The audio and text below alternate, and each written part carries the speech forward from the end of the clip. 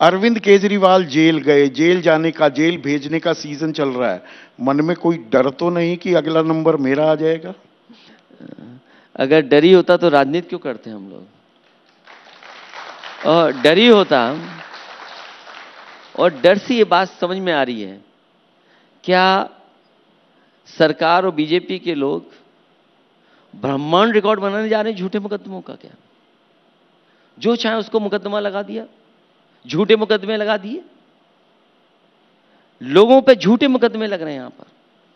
और उत्तर प्रदेश में एक उदाहरण नहीं, कई उदाहरण मैं दे सकता हूं जहां पर झूठे मुकदमे लगा करके लोगों को फंसाया गया है, और एक नहीं हजारों ऐसे हैं।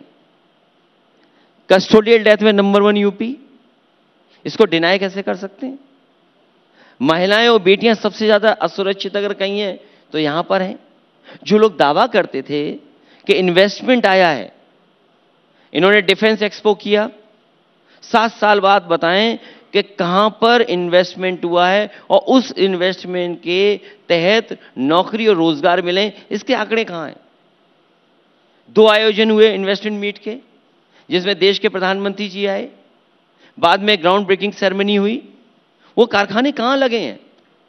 बताए सरकार के कारखाने लग गए, और उन कारखाने लगने से इतनों को नौकरी और रोजगार मिल गया। पर केंद्र सरकार हो, ये डबल इंजन जो सरकार है, यूपी की सरकार कहती है भ्रष्टाचार के खिलाफ हम लड़ाई लड़ रहे हैं, और इसमें आम आदमी के सामने जो आंकड़े आते हैं, जो बातें आती हैं, चाहे राहुल गांधी हो, सोनिया गांधी हो, नेशनल हेराल्ड केस में वो जमानत पर हैं, तेजस्वी यादव को समन दिए जा रहे हैं, ममता बनर्जी उनके भतीजे को, उनके ऊपर कार्रवाई हो रही है, उसमें आपका भी नाम आ जाता है। वो कह रहे हैं ये सबका नंबर लगाने वाले हैं हम, ये भ्रष्टाचारियों का गठबंधन है ये इंडिया।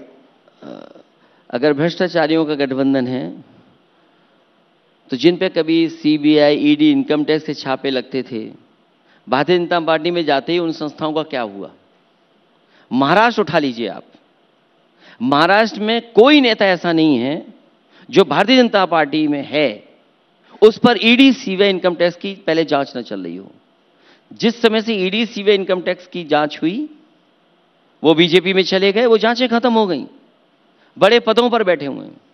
इसी तरह बंगाल में उदाहरण है, इसी तरह यूपी में उदाहरण है। और जो लोग भ्रष्टाचार की बात कर रहे हैं, ये तमाम सवाल खड़े हुए हैं। कभी एक्सप्रेस पे जाइए आप, आगरा लखनऊ पे भी चल लीजिए आप, और समाजवादी सरकार में बने हुए डिजाइन जिसका काम पूरा बीजेपी ने किया, पूर्वांचल एक्सप्रेस, उस पर चल करके देख लीजिए, आपको डिफरेंस नजर आ जाएगा। और बुंदेलखंड एक्सप्रेस पे जिसका उद्घाटन प्रधानमंत्री जी ने किया, आज भी काम चल रहा है उस पर। अगर भ्रष्टाचार शामिल नहीं था, अगर क्वालिटी से कंप्रोमाइज नहीं किया था सरकार ने, तो आज भी काम क्यों चल रहा है वहां पर? तो केवल भ्रष्टाचार लेन देन है क्या? मुनाफा ज्यादा कमाने दे रहे हैं लोगों को, वो भ्रष्टाचार नहीं है?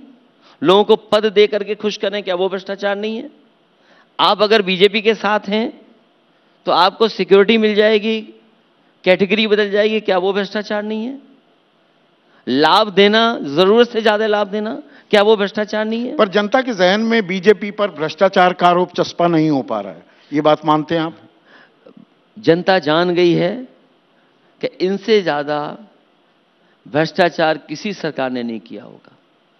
इसका जवाब सरकार के पास क्या है कि 40,000 करोड़ रुपया खर्च हो चुका है गड्ढा मुक्ति में। क्या उत्तर प्रदेश के सब गड्ढे बंद हो गए?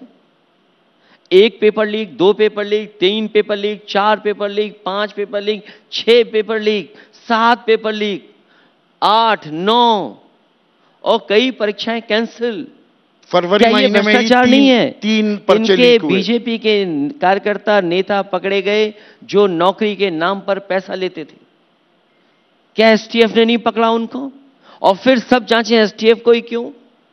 जिस प्रदेश में पेपर लीक हुआ, क्या वहां बीजेपी की सरकार नहीं थी? बैठ करके हजारों लोगों को पेपर नहीं दिया गया, और पेपर देते समय क्या वसूला नहीं गया? क्या यह भ्रष्टाचार नहीं है? 60 लाख बच्चों का आपने भविष्य अंधकार में डाल दिया, यह बीजेपी के लिए भ्रष्टाचार नहीं है? क्या ये नौकरी के बारे में बात कर रहे हैं? क्या कोई कल्पना कर सकता है कि एक नौजवान ब्रजेश पाल ये कहता है और लिख करके जाता है पत्र में कि इन डिग्रियों का क्या होगा? जला रहा अपने हूं मैं। माँ बाप को लिख करके जाता कि मैं जला करके जा रहा हूं, इन डिग्रियों से क्या फायदा कि मुझे नौकरी नहीं मिल रही। इसी तरह फिरोजाबाद की एक बेटी, जब पेपर कैंसिल हो गया तो उसने आत्मदाह कर लिया, जान दे दी उसने। यह भ्रष्टाचार नहीं है? आरक्षण को लेकर के 69,000 बच्चे यहां बैठे रहे, धरना देते रहे, इतने सालों से सरकार उनका भ्रष्टाचार कर करके आरक्षण खा रही है।